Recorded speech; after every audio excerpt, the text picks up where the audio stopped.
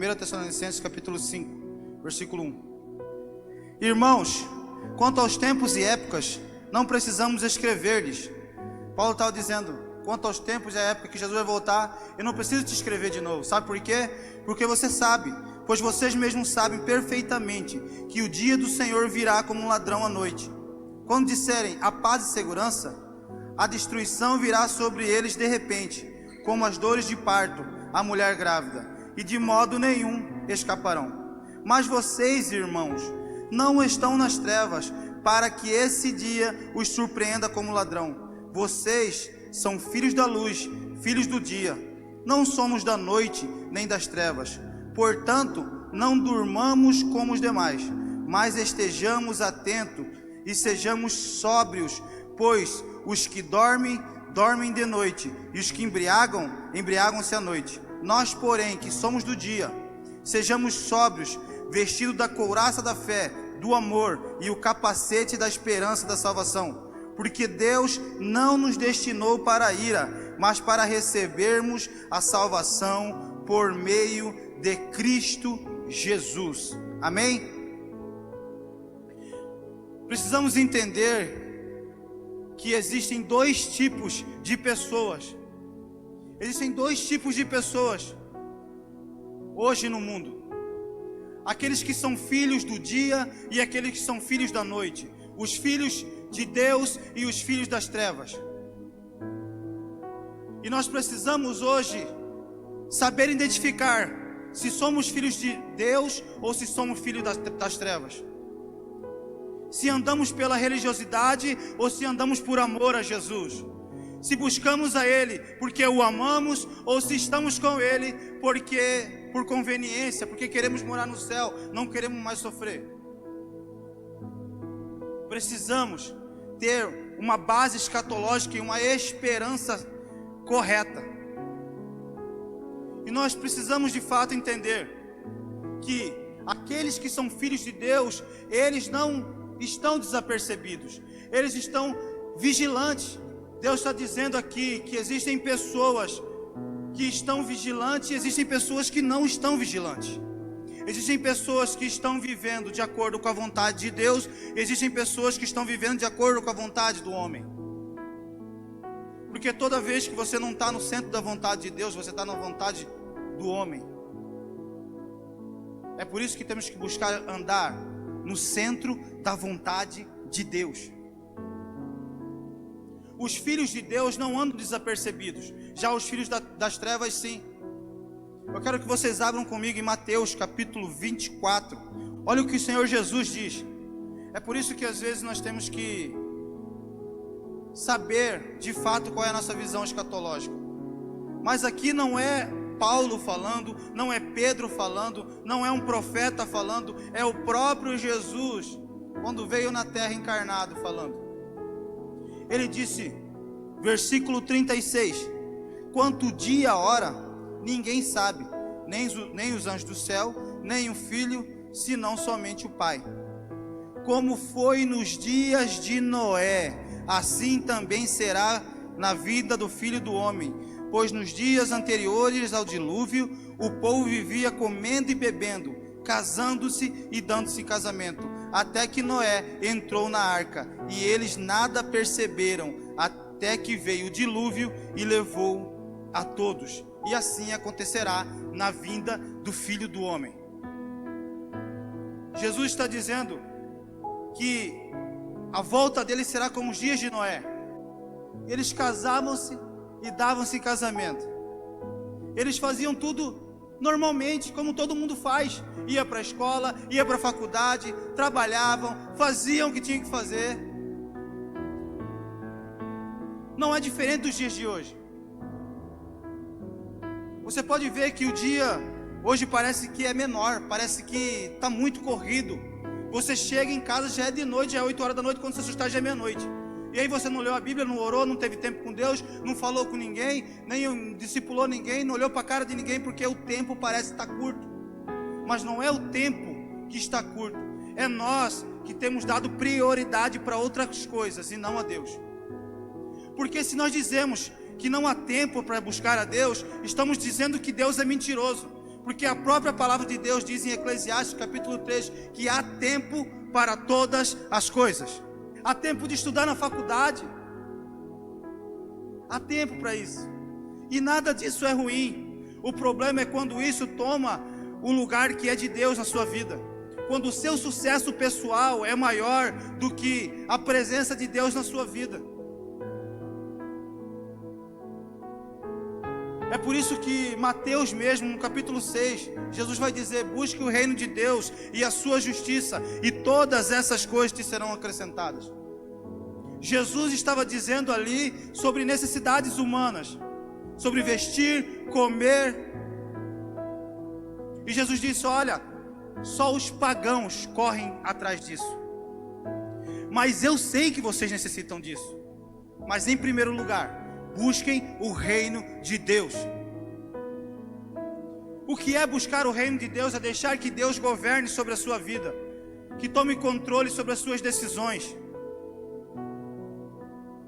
E o que é viver a justiça de Deus? É andar nos mandamentos de Deus e cumprir o propósito para o qual você nasceu. Porque justiça, ela vem da palavra de Sedeque, que é lugar correto. Ou seja, toda vez que você deixa Jesus controlar a sua vida e está no lugar correto nesse reino, você está na plena vontade de Deus. É por isso que em Romanos capítulo 12, versículo 2 vai dizer que a vontade de Deus é boa, agradável e perfeita. O Senhor sabe o que necessitamos, o Senhor sabe o que precisamos para viver, mas Ele espera que nós busquemos o reino dEle em primeiro lugar. Ele espera que nós tenhamos uma vida com Ele, que as nossas decisões sejam tomadas mediante a palavra, não aquilo que nós achamos, nem aquilo que é pregado no mundo aí fora. Porque talvez a sociedade tenha uma visão diferente daquilo que a palavra tem, mas se você é filho de Deus, você busca a visão correta, a visão perfeita, que é a visão da palavra de Deus. Toda vez que um dilema entrar no seu coração, existe uma resposta: a Bíblia. É por isso que Ele deixou esse manual. Talvez você pense assim: ah, não tem resposta na Bíblia. Tem, querido. Talvez é você que não tem procurado, talvez é você que não tem buscado a Deus como deveria. E os filhos das trevas andam desapercebidos. Noé por mais de 100 anos pregou para aquele povo: vai vir dilúvio, vai vir dilúvio, vai vir dilúvio. E o povo não acreditou. Por que o povo não acreditou? Porque ainda nem chovido tinha chovido. Antes de vir o dilúvio, não havia chovido na terra. É louco isso, né? Como que vai cair água do céu? O cara falou: você está maluco, você é louco. A mesma coisa é hoje, quando você diz que Jesus vai voltar, as pessoas dizem que você é louco, que o que está escrito na Bíblia não é bem assim. Mas eu quero te dizer que o que está escrito na Bíblia vai acontecer, você querendo ou não. Porque desde que o mundo é mundo, toda a profecia que saiu da boca de Deus não se deixou de cumprir.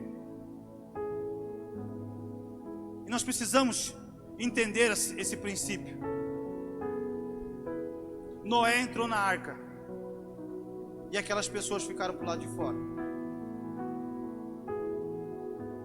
Muitas pessoas estão ficando para o lado de fora porque não estão acreditando mais na volta de Jesus. Você precisa gerar essa volta em você, não por medo, por ansiedade de um dia se encontrar com Ele. Sabe, na nossa natureza humana, nós queremos que Jesus demore um pouquinho mais para voltar, porque a gente não teve a casa que a gente queria, porque a gente não teve o carro que a gente queria, porque a gente não casou ainda, ou porque a gente não teve filhos, e assim sucessivamente.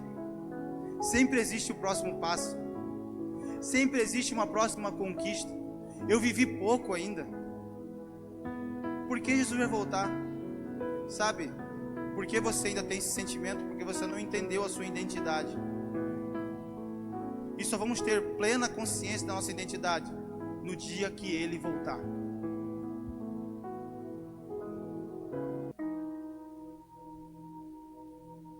Quando Jesus voltar, vamos entender quem de fato nós somos. É por isso que a palavra vai dizer que Ele vai dar uma pedra com um nome novo para você.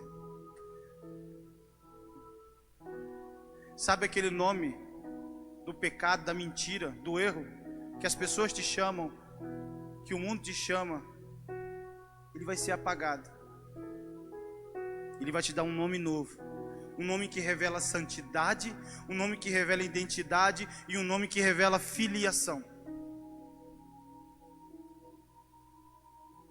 Sabe, nenhuma conquista humana, nada que nós possamos conquistar nessa terra, se compara com aquilo que há no céu. Nem sofrimentos, nem dores, diz Paulo, nem problemas, nem dificuldades. Nada pode se comparar com aquilo que Deus tem preparado para aqueles que o amam. Você já imaginou o que é que Deus te prepara? Às vezes, lendo o Apocalipse, você olha para a cidade santa e diz, cara, deve ser lindo. Mas João, quando ele vai descrever a cidade santa, ele diz, é semelhante, é parecido com isso. João falou daquilo que ele conhecia na sua mente, mas não há nada comparado ao que há reservado para aqueles que amam. As ruas são melhores do que ruas de ouro. Elas até se parecem com ouro, mas é muito melhor do que ouro.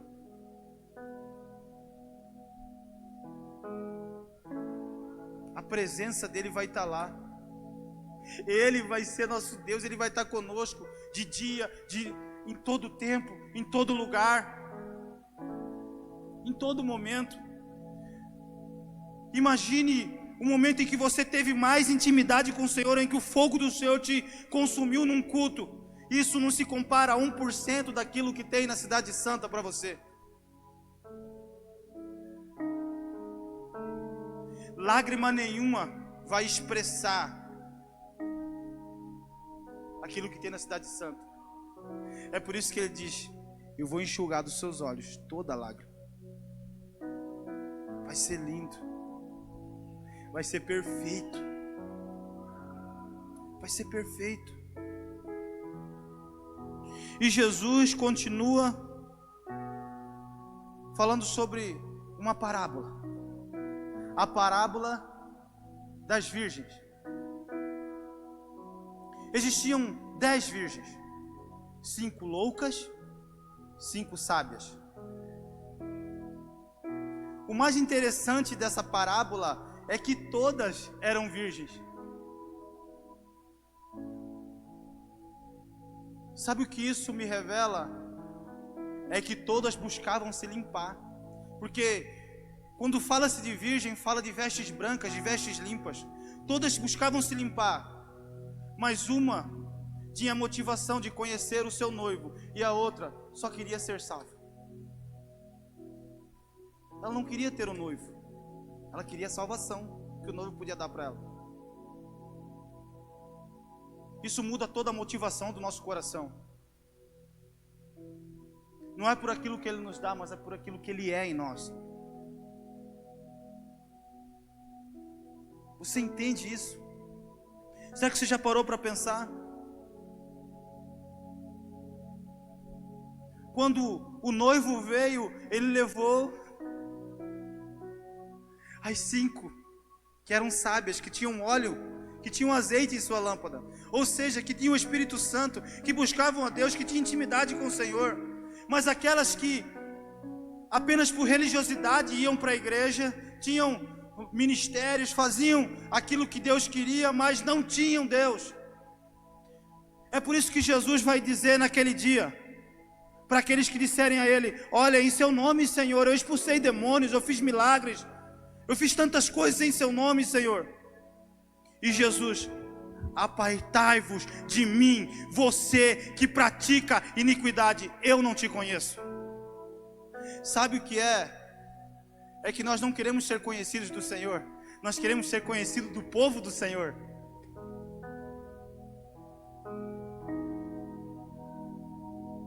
A gente quer ser conhecido pelas pessoas, a gente quer sair na rua e ser reconhecido porque estava na live. A gente quer ser reconhecido pelos ministérios que a gente tem. E isso é muito lindo, isso é tudo bom. A gente precisa buscar ser relevante. Mas se nosso coração não estiver em Deus, nada disso vai adiantar. Pode entrar uma pessoa paralítica agora e eu orar por ela e ela ser curada, mas se eu não tiver com meu coração em Deus, eu não vou ser salvo, eu não vou estar com Jesus, porque Ele não me conhece. É por isso que você precisa se fazer conhecido pelo Senhor. Chega de ser virgem louca, chega de estar na igreja por religiosidade, por hipocrisia, apontando os erros das pessoas e esquecendo de olhar para o mais errado, que é você mesmo. Porque Paulo, na plenitude da sua sabedoria e conhecimento, ele diz: eu sou o maior dos pecadores.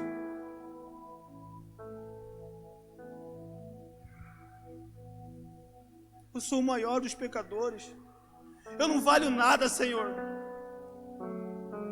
Já chegou diante do Senhor e disse: Senhor, eu não valho nada, mas eu sei que com o Senhor eu posso fazer algo. Eu sei que com o Senhor eu sou santo. Eu sei que pelo Senhor eu sou santificado.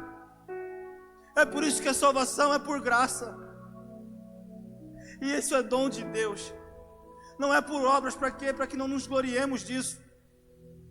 Porque se é por aquilo que fazemos, então Deus não é nosso Salvador. É nós mesmos que nos salvamos. Com nossas forças, com nossa vontade. Mas eu não estou dizendo que você não tem que fazer nada. Tanto que a palavra diz que o reino de Deus é tomado pelo esforço. Sabe qual a diferença daqueles que realmente servem ao Senhor do que não servem? É que aqueles que servem ao Senhor de verdade, eles não fazem por obrigação, eles fazem por gratidão. A palavra-chave para você viver o ministério de Deus e o propósito de Deus é gratidão. Eu vou pregar a palavra por gratidão. Eu vou cantar por gratidão. Eu vou pregar por gratidão. Eu vou evangelizar por gratidão. Eu vou falar de Deus para outras pessoas por gratidão. A nossa motivação é a gratidão.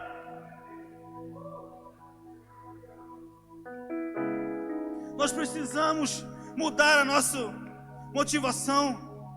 Eu estou aqui por gratidão. Eu estou fazendo para o Senhor, eu não estou fazendo para as pessoas.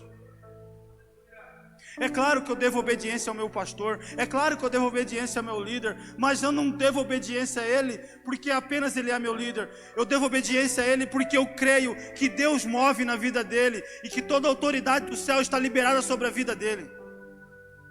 E então eu entendo que no reino de Deus há hierarquia, e então eu vivo o propósito eterno de Deus, que é ser submisso, tanto a Deus, quanto àqueles que movem em favor de Deus.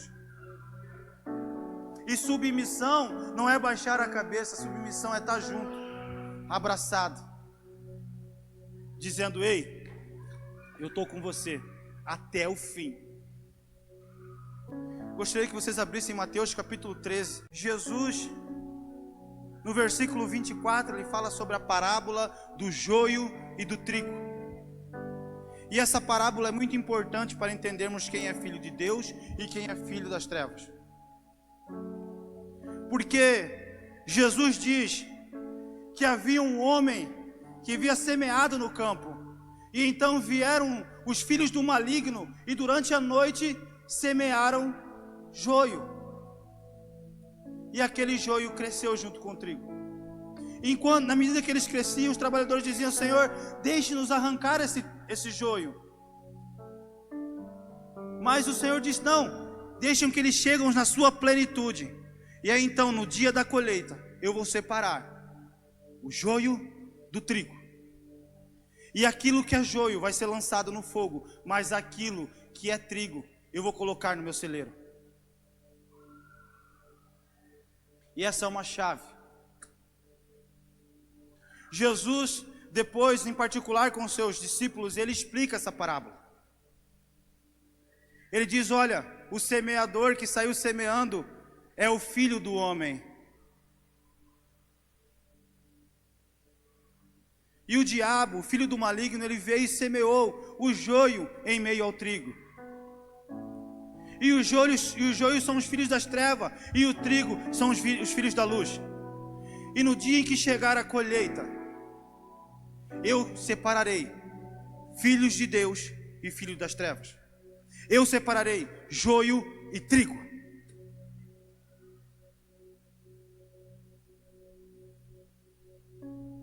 Sabe, essa parábola ela é muito forte.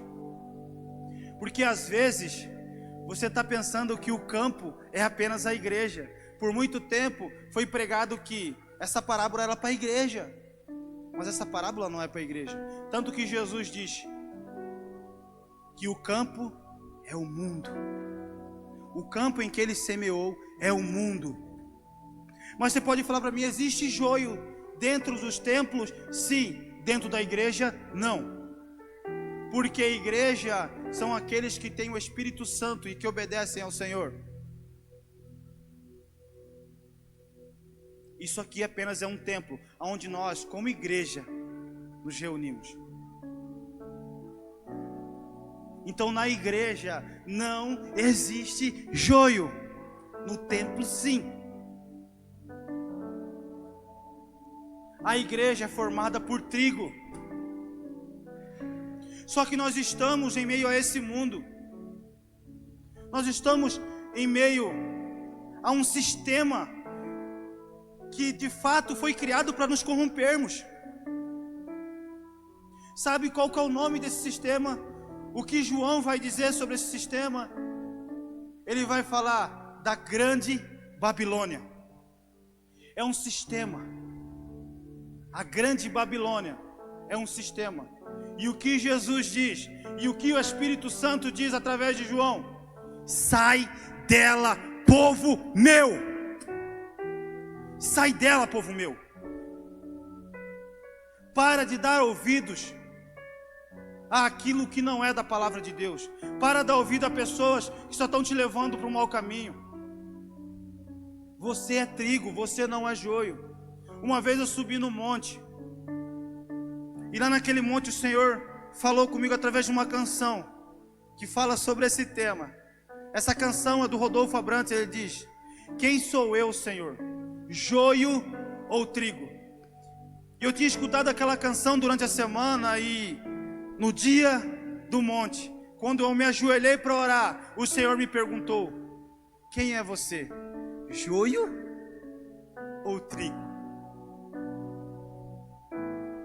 E naquela hora as lágrimas desceram aos meus olhos, porque de fato, talvez eu não estava sendo trigo.